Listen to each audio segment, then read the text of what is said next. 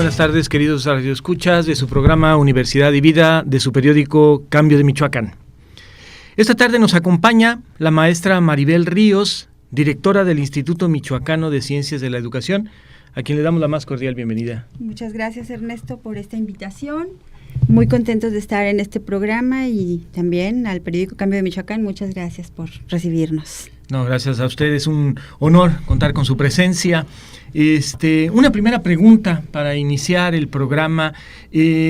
¿Cuál sería la experiencia, diríamos, más significativa que ha tenido usted en el cargo de directora del Instituto Michoacano de Ciencias de la Educación?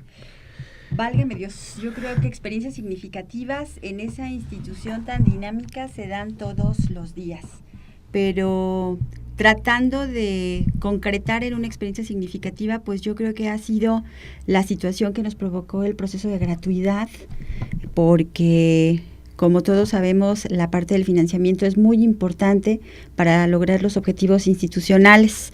A veces tenemos planeadas muchas cosas, muchas ilusiones en el campo de la investigación, de la docencia, de las publicaciones, y sin embargo, la parte del proceso de gratuidad fue un golpe certero al corazón del instituto, que sin embargo, lo significativo está en que la comunidad educativa, los docentes y los trabajadores de manera colaborativa se pusieron la camiseta para pasar por encima de esta barrera y lograr salir adelante, obviamente con el apoyo de las autoridades educativas que finalmente permitieron que el IMCED siga, y yo espero por muchísimo tiempo siga siendo la institución educativa que ha sido hasta ahora por casi 30 años. Esperemos que sí, es una institución con una historia y un prestigio ya de muchos años. Así, ¿no? Es. Este comentario me lleva a una segunda pregunta. En esta articulación entre las instituciones de educación superior, las universidades y el gobierno, los distintos sectores sociales, etcétera, pero pensando en la articulación a la inversa. El gobierno seguramente pensó que tomar una medida como esta de dar la educación superior gratuita era un beneficio social. Seguramente eso atravesó sí. la cabeza de los políticos. Sin embargo, sabemos, porque no solo el instituto, sino la misma Universidad Michoacana y otras instituciones de educación, vieron impactado su proceso, sus presupuestos, sus proyectos, etcétera, por esta medida. En un balance, ¿cuál considera usted que pudo haber sido o podría haber sido un punto medio, o estuvo muy bien y ahora solo es momento de estar revirtiendo esa medida buscando otra fuente de recursos? ¿Cómo visualiza usted esta situación? Bueno, yo siempre les digo a mis compañeros que cuando tomamos una decisión tenemos que analizar todas las aristas y todo el impacto que se va a generar en varios rubros, no solamente en el campo de lo financiero.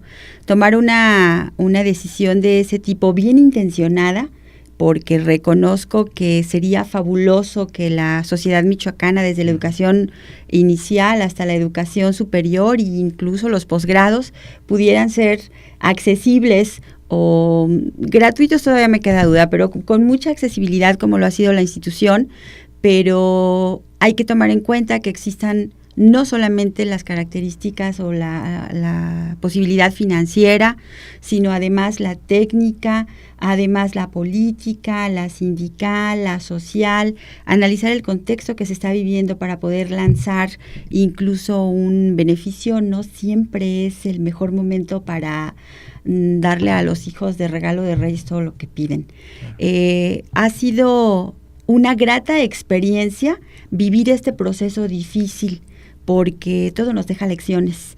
Y en este contexto, una de las situaciones que para nosotros ha sido determinante fue saber que éramos capaces de convencer a la comunidad educativa, a los alumnos y a los maestros de la importancia de que la educación superior tenga cuando menos un mínimo costo, porque algo que no se previó, seguramente porque sucedió y es algo recurrente en algunas otras instituciones, lo que nos pasó a nosotros, bajó el aprovechamiento escolar.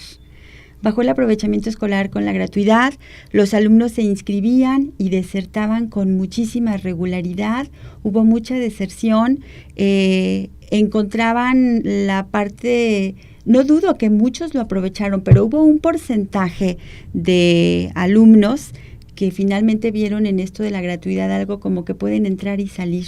Eso ocasionó en el campo de la planeación alteraciones en las estadísticas, teníamos que estar dando de baja, teníamos que estar recibiendo a otros que un módulo lo llevaban y otro no.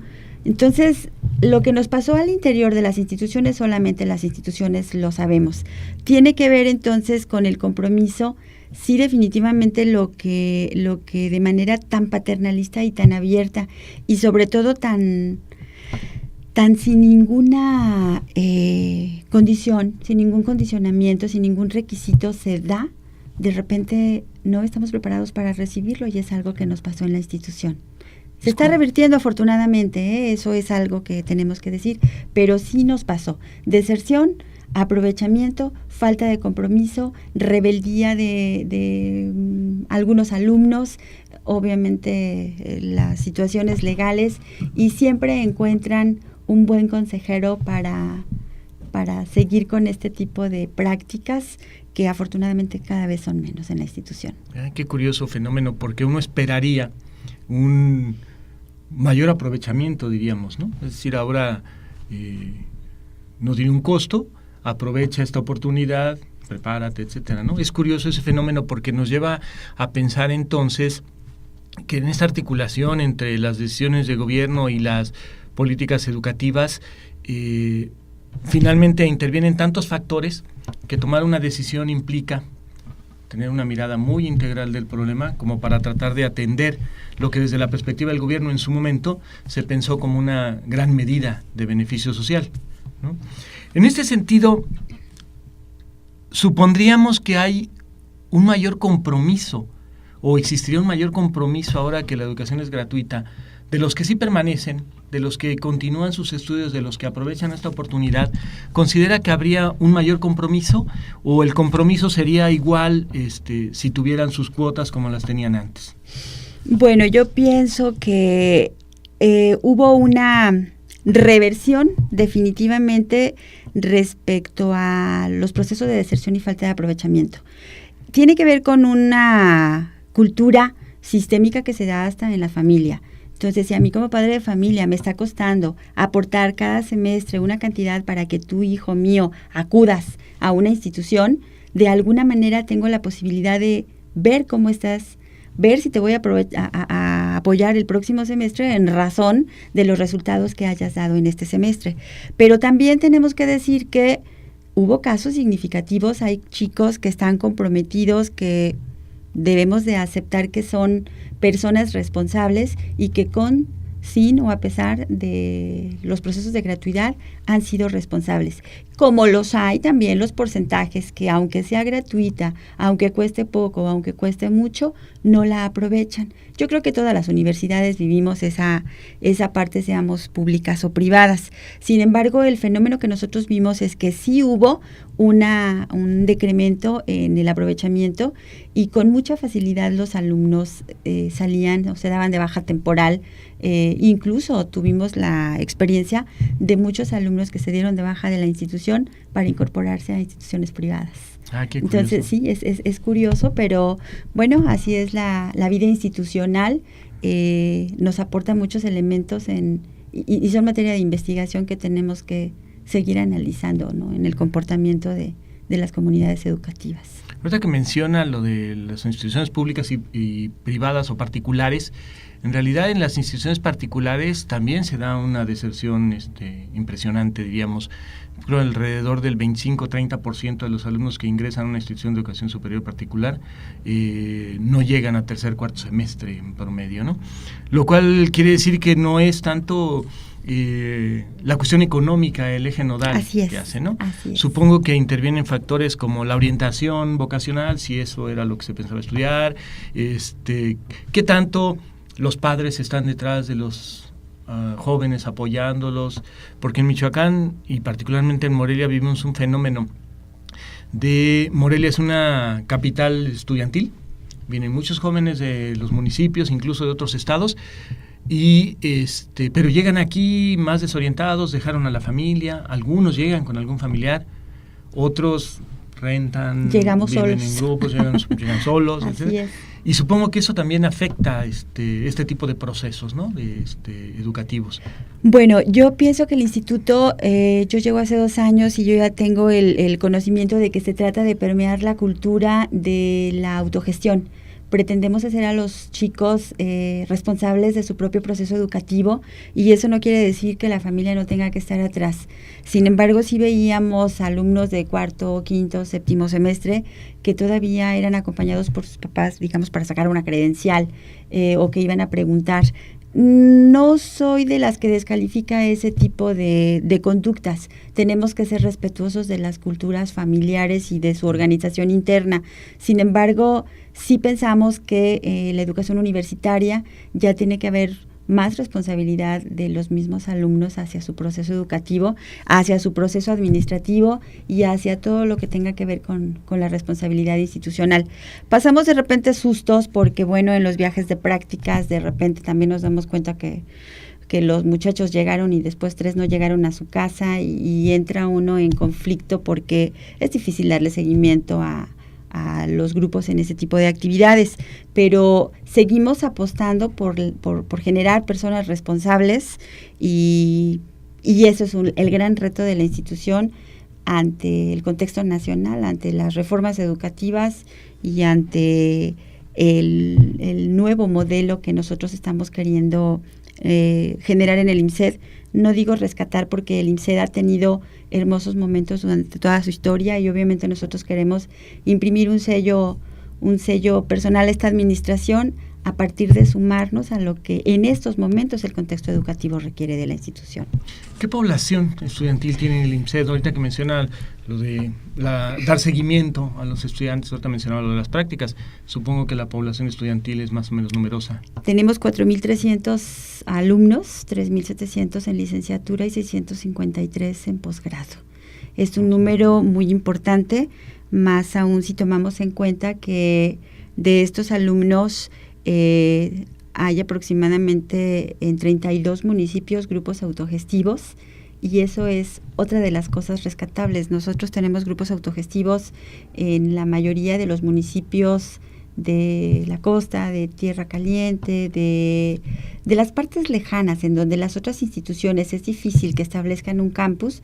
Nuestro modelo de educación desde hace casi 30 años por el decreto de creación nos permite esta forma de llevar el programa educativo a la región que se necesite, generar ahí el programa, enviar a los docentes y finalmente arraigar a los alumnos que llegan a ser los regidores, el encargado del orden, el que pone un negocio, el tesorero, el director de la escuela. Entonces nuestros egresados se arraigan y esa es una de las grandes posibilidades que sigue teniendo el IMSED y que esperemos que siga teniendo por mucho tiempo.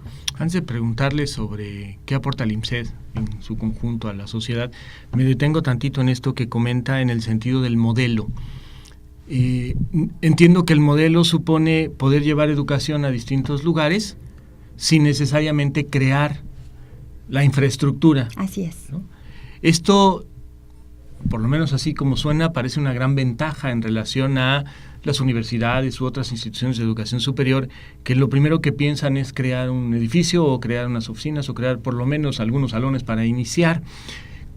¿Cómo se apoyan ustedes para sustituir esto y qué resultados, logros considera que son importantes? Pues los resultados han sido evidentes durante 30 años. Yo llego a seguir administrando un modelo educativo que ya existía, que había sido demasiado exitoso porque de repente también cuando se supera la capacidad instalada no se tiene la oportunidad de supervisar o de llevar la calidad como uno quisiera. Estamos siendo muy cuidadosos en los grupos que generamos, pero ¿cómo lo resolvemos? A través de convenios de colaboración con otras instituciones de educación media superior y superior que nos permiten aprovechar la infraestructura física y nosotros potenciamos incluso con los programas de licenciatura y maestría, porque muchas de las instituciones, por ejemplo, de educación media superior, siguen sus trabajadores con el pendiente de concluir un programa de licenciatura o de maestría. Entonces, la ayuda es mutua y ha sido muy benéfico para nosotros. Muy bien. Una última pregunta. Es un instituto que se dedica a licenciaturas y posgrados en el campo educativo. Así es. Y Michoacán es un estado caracterizado, visualizado como problemático en el sector educativo. Hoy mismo tenemos un plantón que ya tiene varios días en el centro. Pero bueno, las huelgas, los paros, las marchas, etcétera, son pan de cada día, lamentablemente, ¿no? Y lo notamos mucho en el sector educativo. ¿Cuál diría usted que es el aporte fundamental del IMSED a todo este campo educativo michoacano y a sus distintas problemáticas y situaciones que vive? Creo que al instituto le falta o está a punto de lograr el objetivo para el que fue creado. Formar profesionales de alto nivel, investigadores comprometidos, es algo que ha quedado pendiente porque nosotros preferimos mantenernos ajenos a las cuestiones políticas o sindicales. El instituto ha permanecido un poco al margen de estas situaciones. Las licenciaturas que nosotros damos, que son todas en el campo educativo, por primera vez tienen la oportunidad nuestros egresados de visualizar en un futuro inmediato la posibilidad de incorporarse a la docencia. Creo que en la revisión del nuevo modelo educativo que se está llevando a nivel nacional, tenemos la oportunidad de poder convencer de que el humanismo, el civismo, las artes, las ciencias, la epistemología, la dialéctica, la hermenéutica y todas esas áreas del conocimiento que no asignaturas, formas de pensamiento, son las que finalmente generan la vocación en una persona. La educación, la formación de profesionales de la educación debe estar íntimamente ligada con los niños de educación básica y parece que en algún momento se rompió este proceso. Por un lado están los niños de educación básica y por otro la formación de profesionales y tiene que ir junto. El antecedente de la educación básica es la educación normal o la formación de maestros. Durante mucho tiempo nos hemos dedicado a potenciar la educación continua y hoy como nunca la institución vuelve a tener la oportunidad, de acuerdo a las nuevas disposiciones, de ser el referente que puedan elegir los maestros de educación básica para poder acceder a todas estas formas de pensamiento que creemos nosotros se quedaron en el camino. Siguen siendo el origen y el antecedente de los verdaderos maestros que le ponen pasión y emoción a la educación básica. Pues ha sido un gusto contar con su presencia. Gracias, El tiempo, Ernesto. como comentábamos hace ratito, es corto realmente, se va muy rápido. Ojalá tengamos la oportunidad de volver a contar con su presencia, ¿no? Queridos radioescuchas, nos despedimos de ustedes en su programa Universidad y Vida del periódico Cambio de Michoacán. Muchas gracias. Maestra.